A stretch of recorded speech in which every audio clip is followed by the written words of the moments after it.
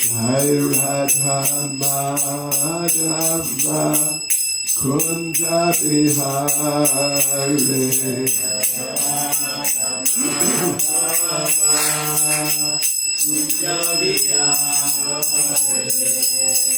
Gopitana Balava Giriparadhari Gopitana Balava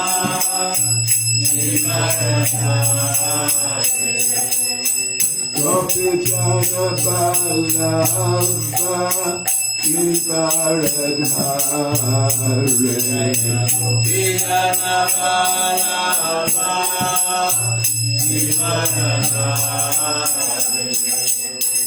Yashodanandana Rajajanarantana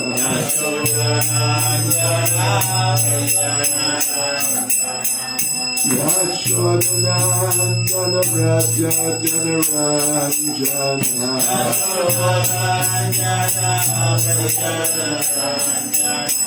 Yamulatira Vanachari Yamunatira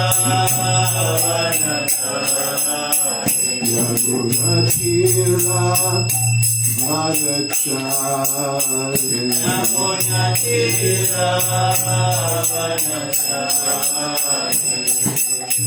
Jai Radha Madhava Kunja Bihari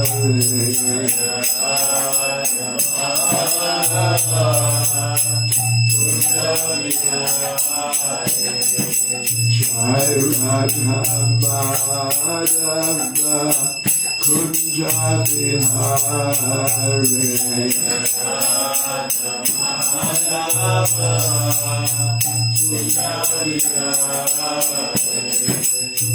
Gopijana Balava Giriparadhari Gopitana Balava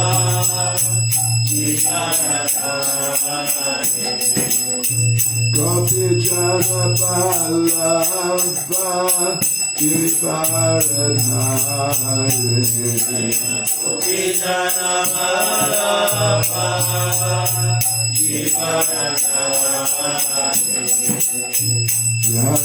Yashodanandana Rajajanarantana Yashodanandana Rajajanarantana Yamunatira Vanachari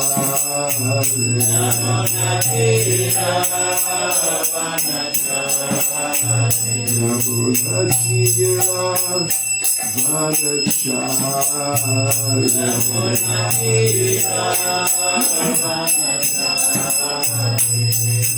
Jai Radha Madhava Kunja Bihari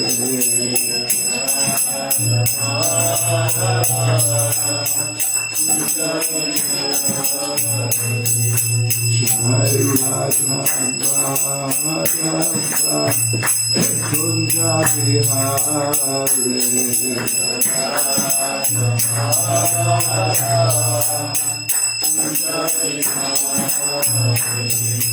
Prabhupada Jai Prabhupada Jai Prabhupada Jai Prabhupada Jai Prabhupada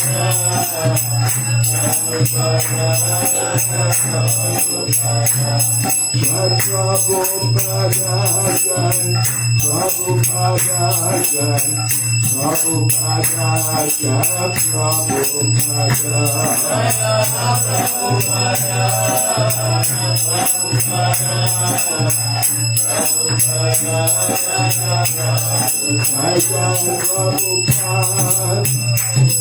Prabhupada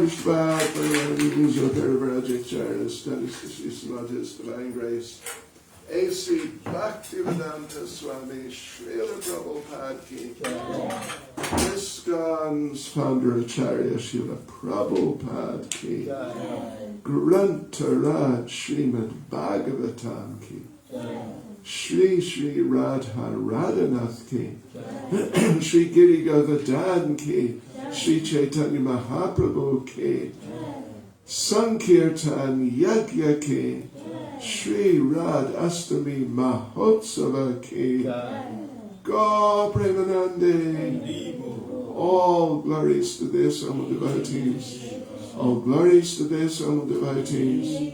All glories to their Sama devotees. All glories to Sri Guru and Sri Gauranga. All glories to Srila Prabhupada.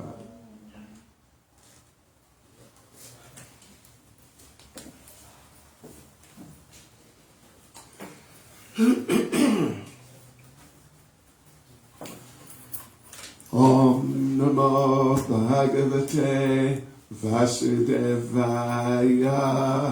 Om Namo Bhagavate Vasudevaya. Om Namo Bhagavate Vasudevaya. Om Namo Bhagavate Vasudevaya. Om Namo Bhagavate Vasudevaya. Om Namo Bhagavate Vasudevaya. Srimad Bhagavatam, Canto 4, Chapter 12. Dhruva Maharaj goes back to Godhead. Text 44. Maitreya Uvacha. Etat te bihitam sarvam yat prishto ham iha tvaya druvasya dhamma yashasash charitam Samatam Satam Maitreya Vacha Etate Bihitam Sarvam Yat Prishtoham Ihatvaya Druvasya Dhamma Yashasash Charitam Samatam Satam Maitreya Uvacha Etate Bihitam Sarvam Yat Prishtoham Ihatvaya Druvasya Dhamma Yashasash Charitam Samatam Satam Maitreya Uvacha Etate Bihitam Sarvam Yat Prishtoham Ihatvaya Druvasya Dhamma Yashasash Charitam Samatam Satam Maitreya Uvacha Etattevitam sarvam Etattevitam sarvam Yat prishtoham ihatvaya Yatishtoham ihatvaya Ruvasyo dhamaya shashas Ruvasasya shasas Charitam samatam satam Charitam samatam satam Maitreya Vacha Maitreya Vacha Etate Vihitam Sarvam Etattevitam sarvam Yat Prishtoham Ihatvaya Yat prishtoham ihatvaya Pravasya Dhamma Yashasash Ruvasyo dhamaya shashas Charitam Samatam Satam Charitam samatam satam Maitreya uvacha Maitreya Vacha Etate vihitam sarvam Etattevitam sarvam Yat prishtoham ihatvaya Yat prishtoham ihatvaya Ruvasyo dhammaya shashas Ruvasyo dhamaya shashas Charitam samatam satam Charitam samatam satam. Ladies, Maitreya Uvacha Maitreya Vacha Etate Vihitam Sarvam Etattevitam sarvam Yat Prishtoham Ihatvaya Yat prishtoham ihatvaya Ruvasyo Dhamma Yashasash Ruvasyo dhamaya shashas Charitam Samatam Satam Charitam samatam satam Maitreya Vacha Etattevitam sarvam Yat prishtoham ihatvaya Ruvasyo dhamaya shashas Charitam samatam satam Maitreya Vacha Etattevitam sarvam Yat prishtoham ihatvaya Ruvasyo dhamaya shashas Charitam samatam satam Maitreya Uvacha, Maitreya Vacha the great sage Maitreya said, Great sage Maitreya said Etat, this, te, unto you, Abhihitam, Abhihitam described, Sarvam, everything, Yat, what, Prishta aham, Prishtoham I was asked, Iha, here, Tvaya, by you, Dhruvasya, Ruvasya of Dhruva Maharaj, Udama, greatly uplifting, Yashasa, whose reputation, Charitam, character, Samatam, approved, Satam, by great devotees. The translation. The great sage Maitreya continued, My dear Vidura, whatever you've asked from me about the great reputation and character of Dhruva Maharaj, I have explained to you in all detail. Great saintly persons and devotees very much like to hear about Dhruva Maharaj. Purport by Srila Prabhupada. Srimad Bhagavatam means everything in relationship with the Supreme Personality of Godhead. Whether we hear the pastimes and activities of the Supreme Lord, or we hear about the character, reputation and activities of his devotees, they're all one and the same.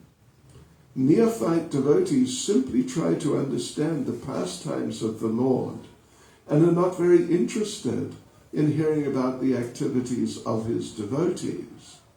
But such discrimination should not be indulged in by any real devotee. Sometimes less intelligent men try to hear about the rasa dance of Krishna and do not care to hear about other portions of Srimad Bhagavatam which they completely avoid. There are professional Bhagavat reciters who abruptly go to the Rasa Leela chapters of Srimad Bhagavatam as if other portions of Srimad Bhagavatam were useless. This kind of discrimination and abrupt adoption of the Rasa Leela pastimes of the Lord is not approved by the acharyas. A sincere devotee should read every chapter and every word of Srimad Bhagavatam, for the beginning verses describe that it is the ripened fruit of all Vedic literature. Devotees should not try to avoid even a word of Srimad Bhagavatam. The great sage Maitreya therefore affirmed herein that the Bhagavatam is samatam satam, approved by great devotees. Maitreya Ravacha etat te bihitam sarvam yat prishtoham iha tvaya drugasyo dhamma yasha sash charitam samatam satam.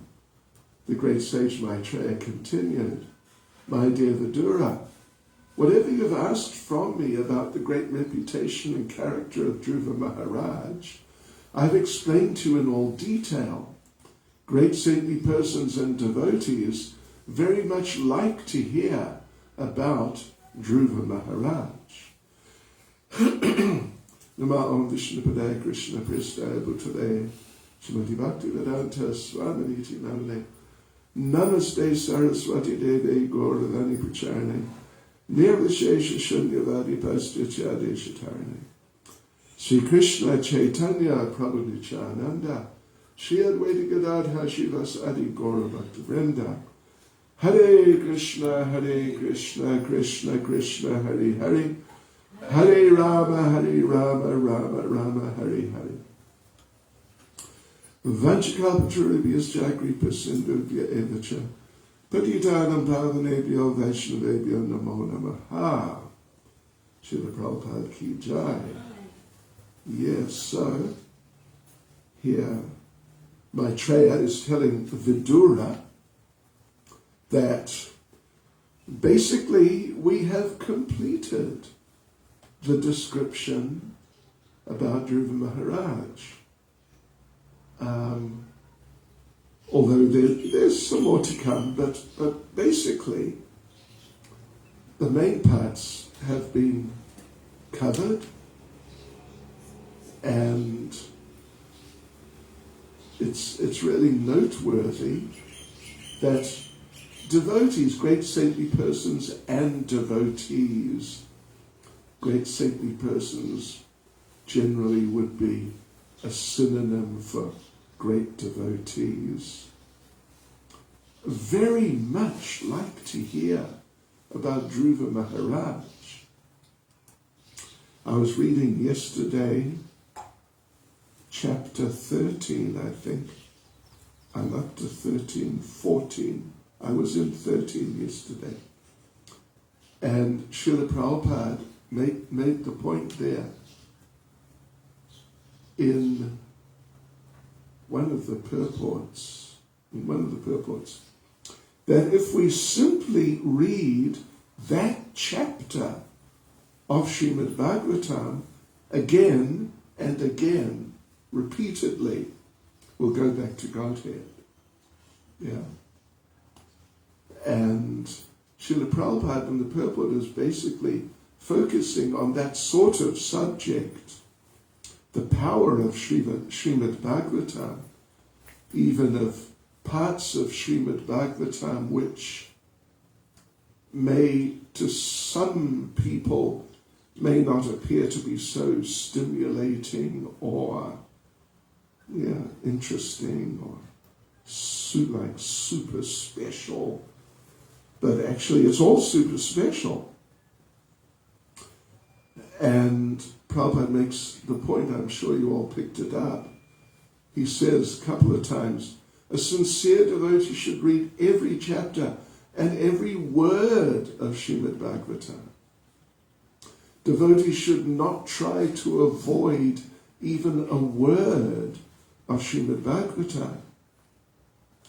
And one thing I've found, you could say, is that, when you go through verse by verse by verse, just every single verse, then you see how, except for a certain type of verse, Srila Prabhupada makes important comments on every verse.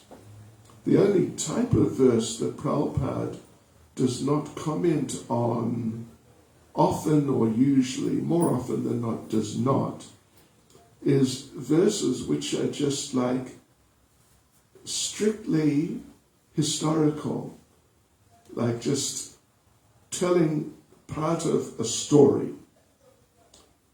And so because that sort of verse, it seems, Prabhupada's attitude is that it speaks for itself. Just like on Saturday's Radha Astami, and my intention, for what it's worth, is to read that verse, among other things, but Caitanya Charitamrita Adi Lila chapter 4, it may be verse 83 or something like that, which is saying, it's talking about Srimati Radharani. How does it start? Something or other, Radhika Paradevata. Anyway, it's a verse about Srimati Radharani. It's a real classic verse about Srimati Radharani, and describing Srimati Radharani. She has all the attractiveness to attract the all-attractive personality of Godhead. Anyone can just remind me how the verse starts? Devi Krishna. Devi Krishna. Devi Krishna Mai Prota, Radhika Paradevata, something. Anyway, that's the verse. Something Sarva-Lakshmi, something. But she possesses all the attractiveness to attract the all-attractive personality of Godhead. And anyone who might be, a bit of a Srimati Radharani fan, or just anyone, devotee, might think, here's the ideal opportunity for an elaborate purport on Srimati Radharani. But there's no purport at all. Or maybe there's there's just a sentence saying it's from some other literature, some Vedic literature.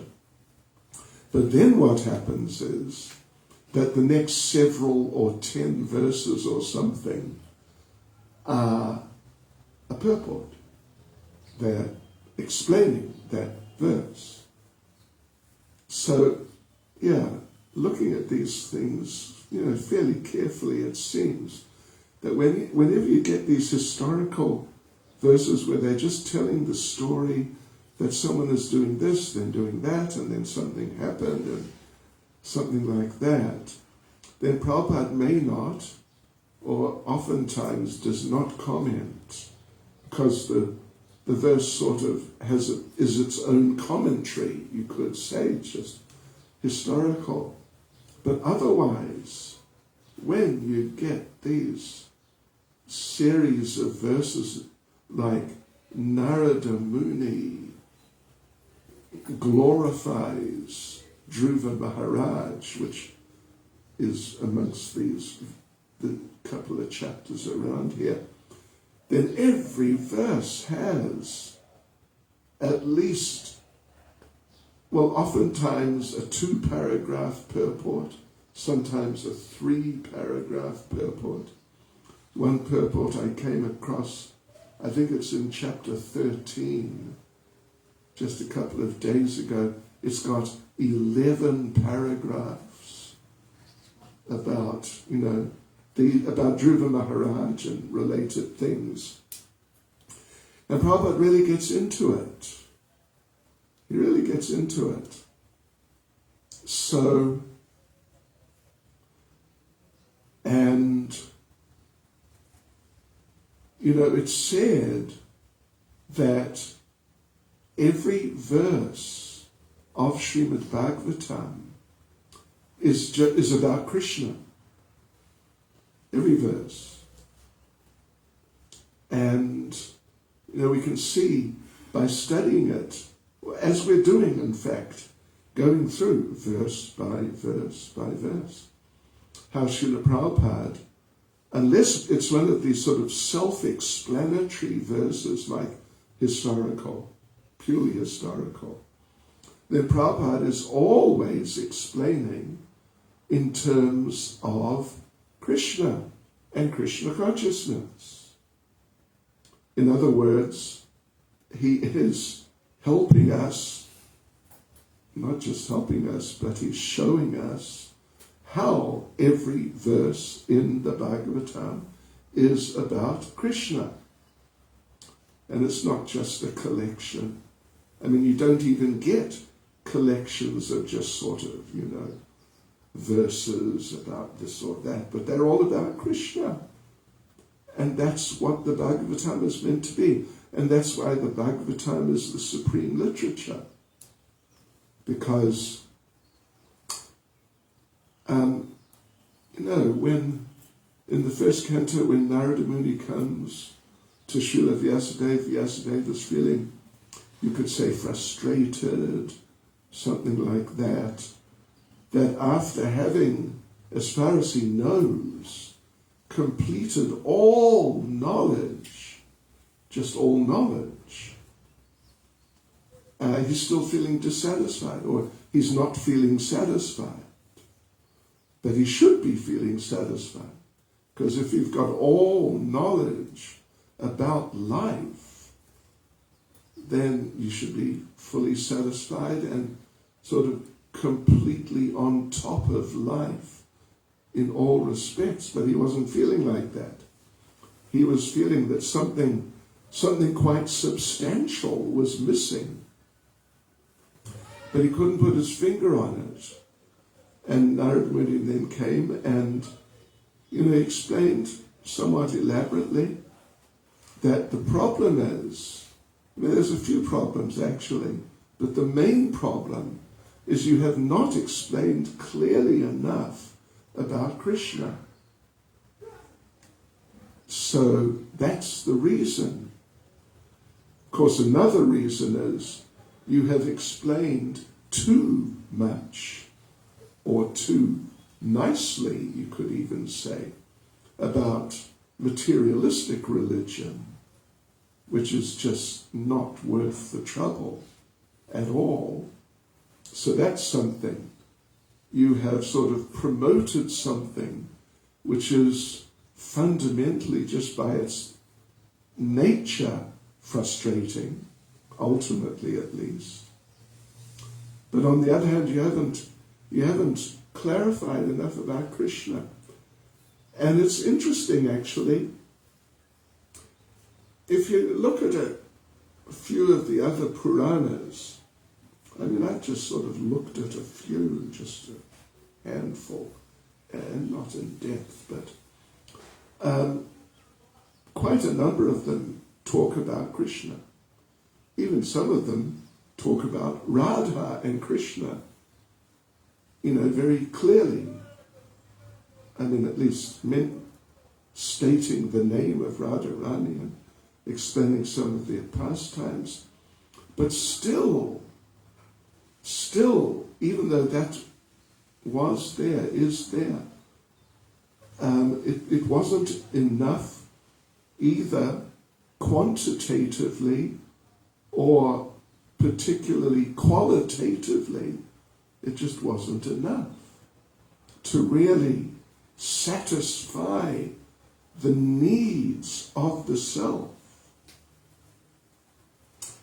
Yes, there was a shortage quantitatively, but particularly qualitatively, there was a shortage of clear information about Lord Krishna and ultimately his relationship with Srimati Radharani, but that's particularly in principle, in the sense that Srimati Radharani is the emblem of pure devotional service, and her relationship with Lord Krishna and their interactions, they are the topmost perfect examples of devotional relationships, interactions with the Supreme Personality of Godhead. So, of course, we know that Radharani is not even specifically mentioned in the entire Srimad Bhagavatam. I mean, in subtle ways which have to be explained to you first of all, otherwise you just won't get it. She is there, but quantitatively it's not a lot. It's really not a lot. But in principle, the explanations about pure devotional service in this way and that way, from this perspective and that perspective, and it's mind-boggling actually. It's truly mind-boggling, the depths that Srimad Bhagavatam goes into the subject of pure devotional service and the intricacies of pure devotional service, which the Bhagavatam presents in detail. And the intricacies of what is not pure devotional service, like what is mixed devotional service, and just what simply is not devotional service.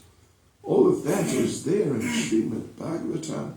It's so extremely profound and detailed, quantitatively and qualitatively.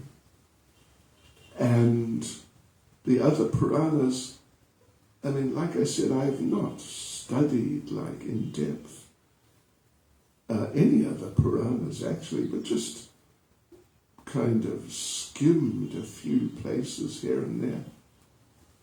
And it's interesting, they are more simply historical, the type of verses which Prabhupada doesn't usually or practically hardly ever makes any real substantial comments on. Anyway, that's an interesting little point. But that is the point. And that's what Narada Muni was saying. That's what Narada Muni wanted Vyasadeva to really come to grips with and very elaborately go into and explore and clarify in different ways with different examples, like Dhruva Maharaj. His example is so extraordinary and so special, and Prabhupada brings out so many things about devotional service, about Krishna, about devotees, about mixed devotees, even different degrees of mixed devotees, and of course non-devotees also. It's truly amazing. It's like some, extreme encyclopedia. As compared to some, simple sort of presentation. Compared to are the Puranas. Yes. And then, of course, it's a commentary on Vedanta Sutra. And Vedanta Sutra is another thing I just glanced at.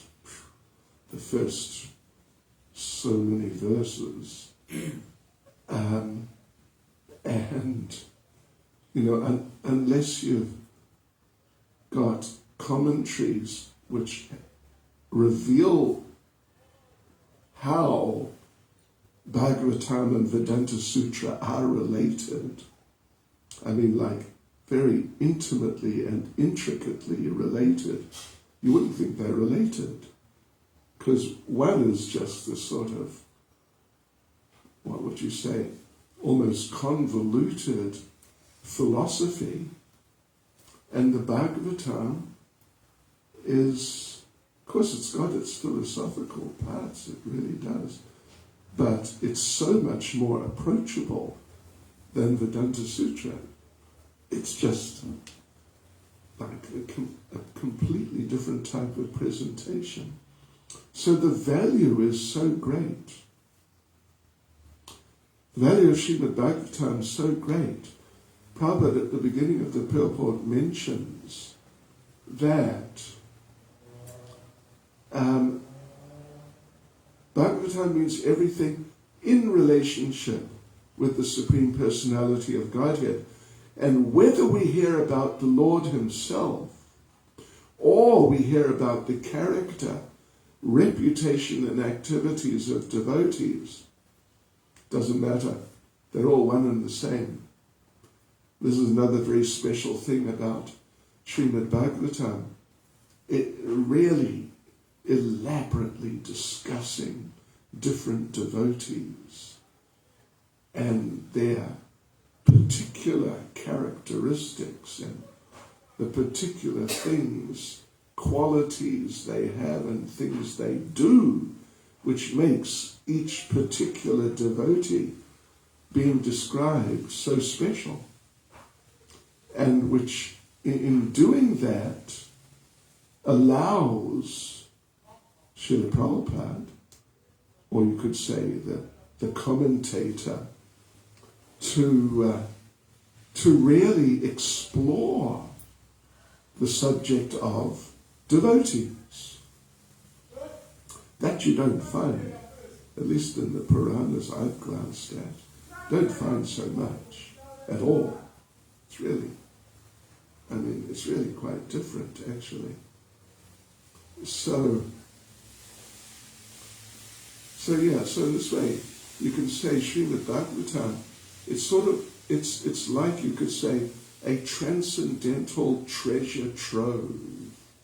It really is. But the thing is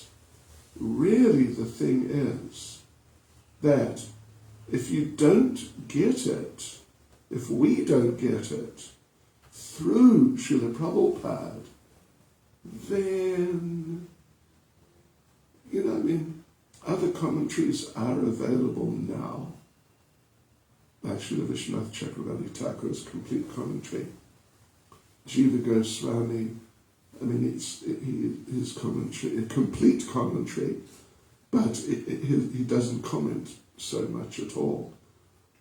Many verses he doesn't comment on. So these things are there, but they're different. Srila Vishwanath Chakravarti Thakur has got this very, some would say, rasika approach, which in certain respects is very nice, in certain places, certain contexts, but he's not exploring, particularly for people like us and for posterity. It appears he's not trying to explore. It's like he's writing for people who already know a lot about the Bhagavatam. They already know a lot. Whereas Prabhupada's writing for those, first of all, for those who don't know anything, and then for those who know something, and then for those who really know a lot. It's like, It's amazing, actually, the comprehensiveness of his presentation. So anyway, here Prabhupada, as we read, he makes a number of interesting points. First point is that the neophytes, and means like the Kanishtas, what are the characteristics of the Kanishtas? Well, one of the characteristics is that they do not appreciate the devotees much. They really don't. But whatever they're into the Lord himself. And particularly, of course, Kanishtas are known for being very interested in the deity and deity worship, which is wonderful. It's extremely important. But devotees, the only time the devotees get any significance practically at all in terms of the different levels of devotees is when we come to the Madhyamadhikaris.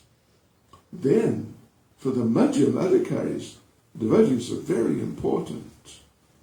But for the Kanishtas, devotees do not really figure in their appreciations of Krishna consciousness in general, or in this case, Srimad Bhagavatam. So Prabhupada says, neophyte devotees simply try to understand the pastimes of the Lord and are not very interested in hearing about the activities of his devotees. But Prabhupada says, such discrimination should not be indulged in by any real devotee. And sometimes less intelligent men and women try to hear about the rasa dance, but they don't care to hear about other portions of the Bhagavatam, which they, Prabhupada says, completely avoid. And there are these professional reciters who, Prabhupada says, abruptly, they just go to the Rasa Leela, and Prabhupada says, as if other portions of the Bhagavatam were useless. This kind of discrimination and abrupt adoption of the Rasa Leela pastimes of the Lord is not approved by the Acharyas. Sincere devotees should read every chapter and every word. Devotees should not try to avoid even a word of Srimad Bhagavatam. And therefore the Bhagavatam is samatam satam. Those words appear in the purport, and they mean approved by great devotees. So we, as trainees, something like that, trainee devotees, we really got to make the effort to study Srimad Bhagavatam. As Prabhupada said, devotees should study his books like professors who, they really get into things, like students, like real students, who just get into it in detail and analyze and so on like that. That's what we should do, us. We should do like that. So therefore, we should all read Srimad Bhagavatam from beginning to end. I will not. Anyway, you know whether you've read it from beginning to end or what you may have read or not read. So I'll leave that with you. But just, we should all know, we should read the entire Srimad Bhagavatam systematically like students and not like casual readers, that sort of thing, at all. Yeah, we should really read it and study it like students. And then when you finish the Bhagavatam, you can go on to Caitanya Charitamrita. That would be sort of, a natural type of sequence. Or as some devotees do, after we've finished Bhagavatam, what should we do? What do you think? Read it again. And there's one devotee in England, I forget his name, and I haven't seen him for some time. That's all, he just reads the Bhagavatam. Just reads the Bhagavatam. And like every day he reads the Bhagavatam. And the last time I checked with him how many times he's read the Bhagavatam, he told me he'd forgotten. But he thought it was about 15 times. So, pretty impressive. But we should definitely study the Bhagavatam.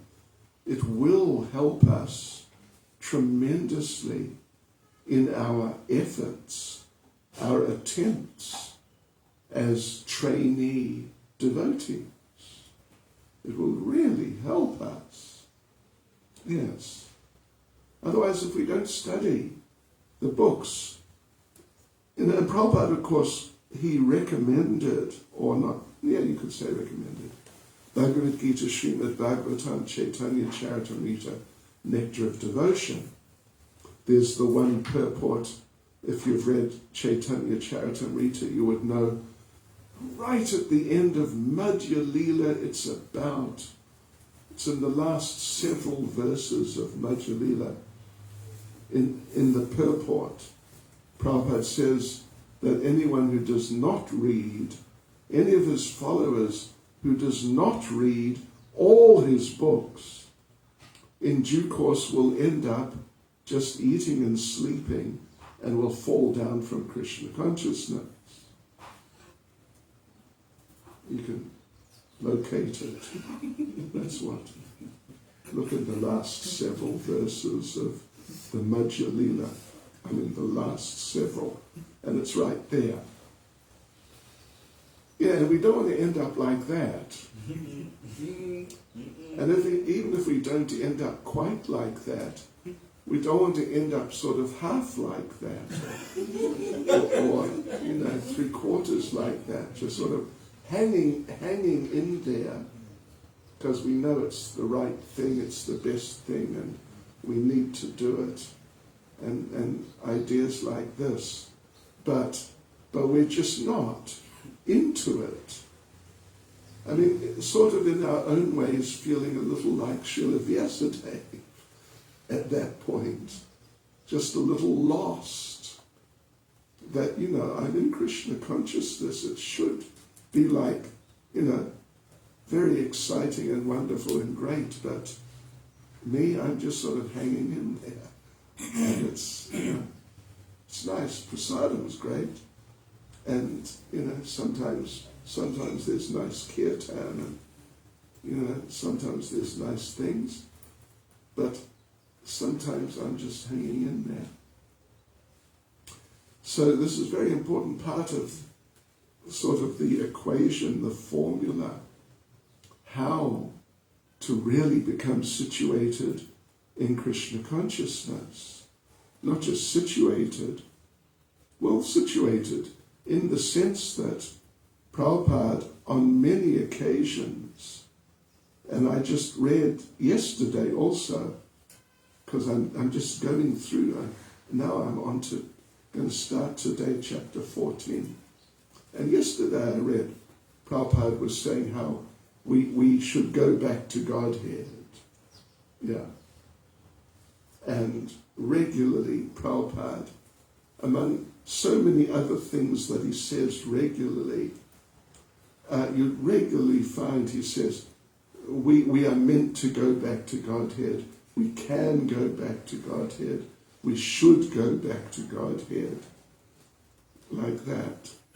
Through practicing Krishna consciousness properly.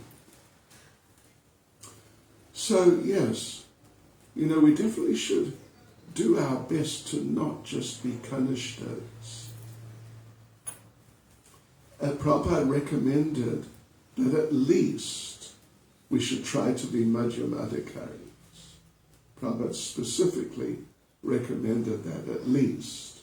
If you can at least be a Madhyamadikari, then you can get deeply into Krishna consciousness. If you're a Kanishta, if you're an eternal Kanishta, well, you may not be eternal because they tend to fall down or at least drift away into kind of fringe devotees, that sort of person. So a sincere devotee, and you're all basically sincere devotees. A sincere devotee should read every chapter and every word of Srimad Bhagavatam. For the beginning verses describe it's the ripened fruit of all Vedic literature. We must not avoid even a word. And this is approved by the great devotees.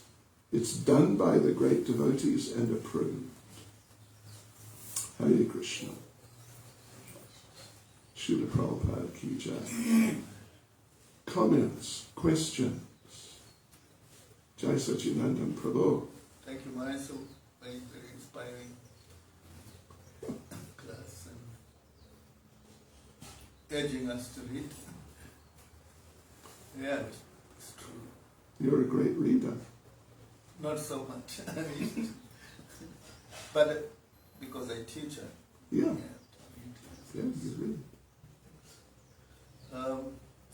You mentioned about Radharani, that the name is not meant, specifically a name, Radha, Sri Radha is not mentioned in Bhagavatam. And I was trying to find it in the Bhagavatam, the 10th canto, read, and there was one reference, indirectly, it says, a certain gopi. I don't know if that refers to her. Usually it does. But Anaya Radito is the most specific place which is pointed out. Yeah. Any reason why it wasn't meant? Well, I heard stories like Yeah, you hear stories. Sukadev. Yeah, Shukadev. He only had 7 days. Yeah. And if he hears the name of Radharani, he'll just go into a trance for a month or something.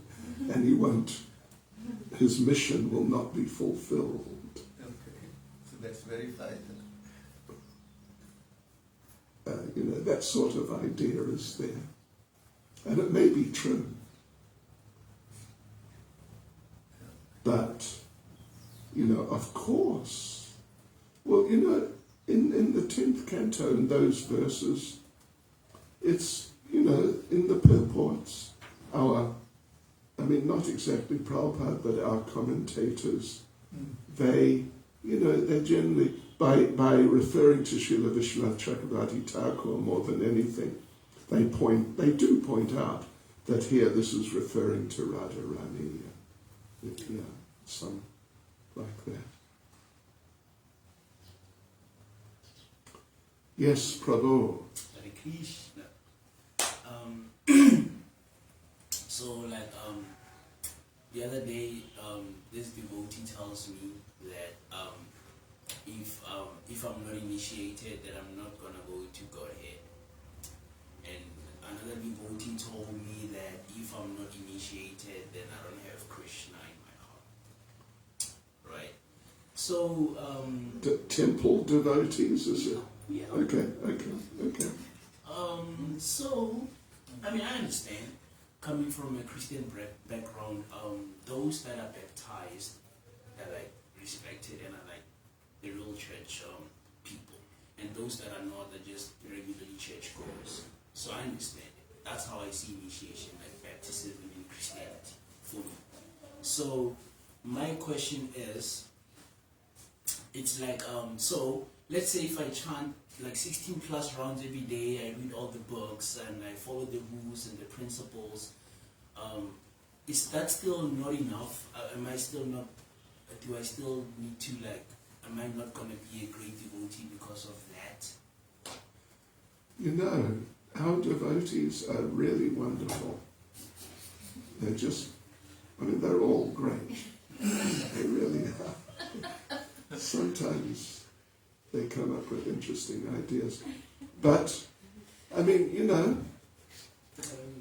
if you're chanting 16 rounds and following the principles, etc., and reading the books, because that's, you know, also there, then you would see that, I mean, on one hand, you'd see that it's emphasized a lot. Being initiated, specifically, is emphasized a lot. But then on top of that, you would see that the reasons for being emphasized are emphasized a lot. And after seeing that, you know, if you take it all so seriously that you're chanting 16 rounds, I mean, you know, that's quite something. If you're actually doing it every day and following all the regulative principles, which is also quite something, then, you know, you would see that being initiated is being recommended, and the value of it, the effects of it, the benefits of it are being described so much that you would be forced to come to the question, why on earth would I not want to be, would I want to not be initiated, to avoid, you know, initiation, because it's almost like avoiding eating or something. You know, like it's, the way it's presented is that it's like a real necessity. A real necessity. So if one actually thinks, you know, after chanting 16 rounds and following the principles and reading the books for some time, not just once or for a week, but, you know, for some time, like regularly, if someone comes to the point of thinking that I want to not be initiated, yeah, means something's wrong. Means one has not got the message properly. And, you know, coming also from a Christian background, I went to an Anglican school for, 12 years. I went to church every day during the school terms, 5 days a week. Being initiated and being baptized there's a vast difference between the two. Being initiated means, of course, you know, even devotees who are initiated, it's just because someone is initiated doesn't necessarily mean that they are sort of, what would you say, utilizing the initiation in the ways that it's meant to be utilized. In other words, really developing a relationship with the spiritual master and becoming the student, the disciple of the spiritual master, and learning from the spiritual master, being trained by the spiritual master, like on a daily basis even, which, you know, reading the books sort of is tantamount to, in a sense, and also just remembering, studying the instructions, remembering the instructions of the spiritual master and applying them and seeing how to apply them and how not to apply them and all these things. It's deep. It's deep. It's not a ritual. It's not a ceremonial function, which, baptism tends to be more a ceremonial type of function. I mean, for most people, they're baptized when they're little children. Not all, but for most. And what's it going to do for a little child? They're too small. They don't have enough brain to really do anything. So, initiation therefore is, you could say maybe there's a type of a principle there which is shared, but what really is implied by initiation, it's a way of life. It's not just the foundation of a way of life, but it's the detail of the way of life, that one becomes the student of the spiritual master and learns, every day learns from the spiritual master and serves the spiritual master directly and indirectly. So, yeah. Do you get the idea? I think so. Yeah. Anyway, think about it. Sure. I don't know what the book is saying. I just want to understand the part where I won't go to Godhead if I'm not initiated. One way of looking at it is that without being initiated, which means without accepting a spiritual master, not just sitting in a ceremony like we're going to have on Saturday. There'll be a ceremony. It'll last an hour to an hour and a half or something, and then it's finished, and that's it. As far as ceremonies are concerned, of course, there's also second initiation, but again, it's just enough. If you want to look at it on a ceremonial level, it's just these couple of ceremonies. But to really be initiated and to really be a disciple and being trained to become qualified for going back to Godhead, coming from a position, coming out of material life, one is really not qualified to go back to Godhead yet. It takes time to develop the qualification. The thing is that if one isn't initiated in that sense, in like the deeper sense, then, how is the person going to develop the qualification to go back to Godhead? Because, there's a lot of qualification required.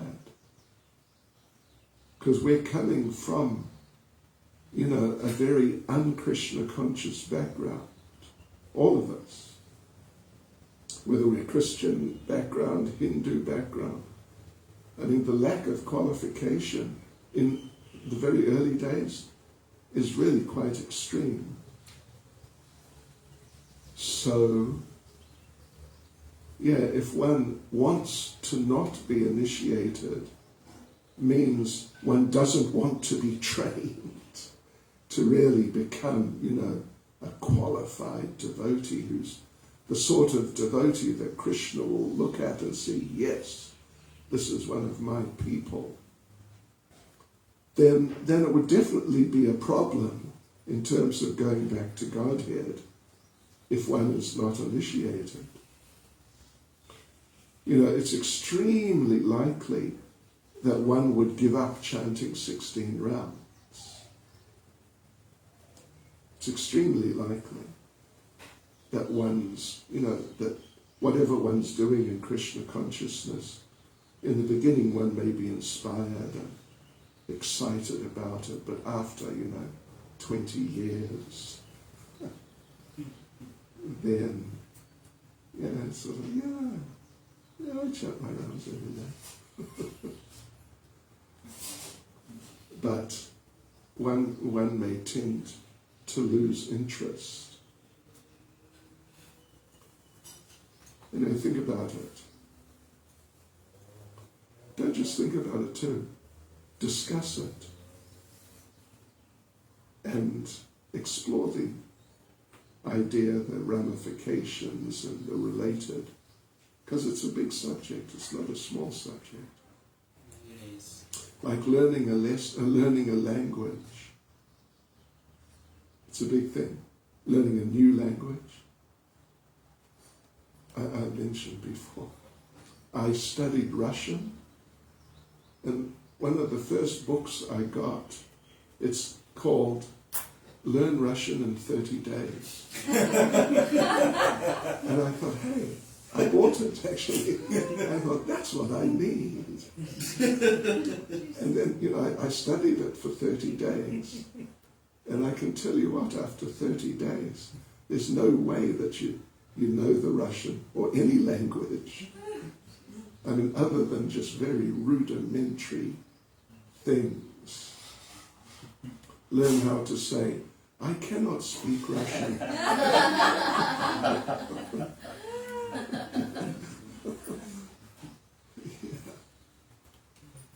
So, if we're on that level in terms of our development of Krishna consciousness, then, well, good luck. It's better than nothing. It's way better than nothing. But in terms of advanced levels, no, it's a question of it being advanced level at all. Any other comments, questions, words of wisdom? Yes, thank you. Just a comment on what Comfort is asking. If we want to go back to Godhead, we have to go back on Krishna's terms, what he expects of us. We can't expect to go back to his place on our terms, and that's a very good point. That's what it means to surrender. Right. And Krishna's system is that you approach my devotee, take shelter of my devotee, and that's how he accepts us. That's true. That's a very important point. Yeah, we can't go up to Krishna or whatever and say, hey, I've been doing this, I've been doing that.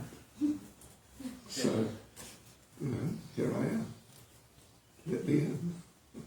No gay crashes allowed in Golok. No gay crashes. Yeah. Okay, so let's say you're initiated, and I'm not.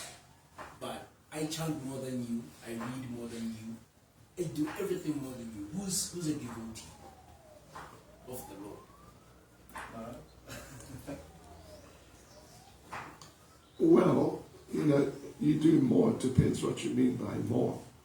If the initiated devotee is chanting 16 rounds nicely, following the regulative principles nicely, doing service to the spiritual master nicely, but you're doing 17 rounds a day, for example, or say 20, say 30 even, but you're not doing those things nicely, then the devotee, because Prabhupada gave the instruction, minimum 16 rounds. So if you're doing it nicely, then that's, at least it's acceptable, quite acceptable. By Krishna,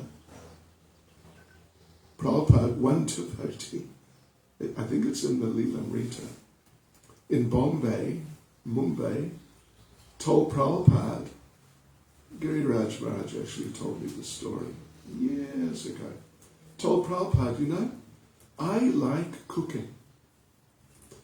I don't like chanting so much. I really like cooking. And you've said all services absolute. So I think I'll just focus on cooking and I won't bother with 16 rounds. And Prabhupada said, no, you should chant 16 rounds for this reason and that. And the devotee said, well, but, came back to that point that, you know, I want its service, I want to do this service. In the end, Prabhupada said, as I was told, as I remember being told, Prabhupada said, you have my blessings. You can eat and sleep all day, but you must chant 16 rounds. So, I mean, it's sort of the same principle that Sri Damodar Prabhu was talking about, that we can't force ourselves on Krishna. We have to come to him as he wants us to come to him. And he himself says that we must be initiated. And he doesn't mean just in the ritualistic sense that, look, I sat in the ceremony, I got a name, and that's as far as it went. Then I didn't try to develop a relationship with my spiritual master. I didn't really, take his instructions to heart and really try to be the type of devotee that he wanted me to come. I just sat in the ceremony and I got the name, basically. So initiation in that sense is not going to take anyone very far. So it's safe to say that you should get initiated when you're ready. Yeah, of course. I mean, among other things, it would be good to understand the value, the importance of it. Krishna got initiated. What? Krishna got initiated as a young person by Sandipani Muni. Lord Caitanya got initiated. I mean, there's a whole story behind the initiation of Lord Caitanya. Yeah. Lord Ram got initiated. Because that's the Lord. They're setting the example. Everyone should accept a spiritual master. And the acceptance in a sort of ceremonial sense is to be initiated, but then it's a whole way of life. Being initiated is a whole way of life. Yes. I'm sorry, this discussion may go on, but just a question to comfort would be, if there's so many wonderful benefits to look for by being sheltered by a spiritual master, by being initiated, why wouldn't one want to do that? And that's an important question. Why wouldn't we want to take it? What are the benefits of not being initiated, of not surrendering to a spiritual master? That's important. Yeah, because when we talk about being initiated, we're talking about surrendering to Krishna via the spiritual master. It's very important.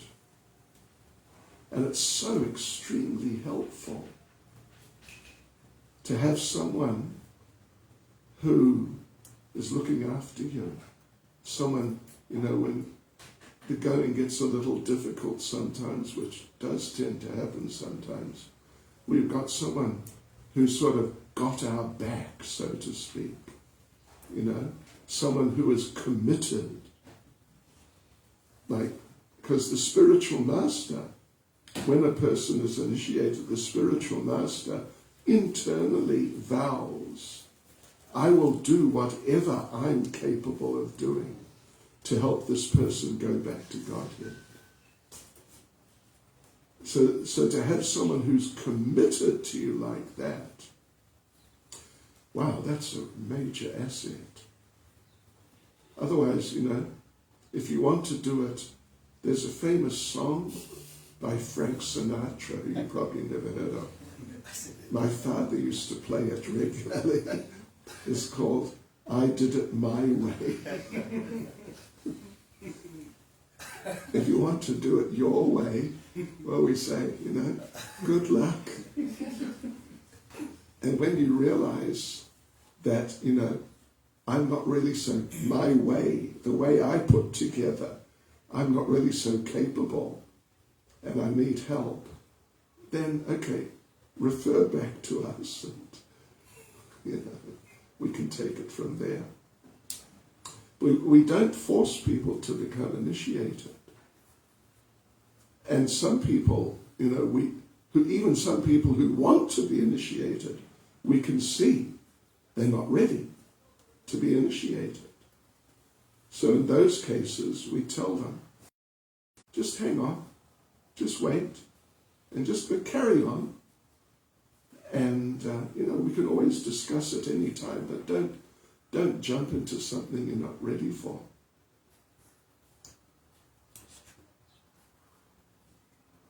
Hare Krishna. Hare Krishna. Srila Prabhupada ki jai. Good.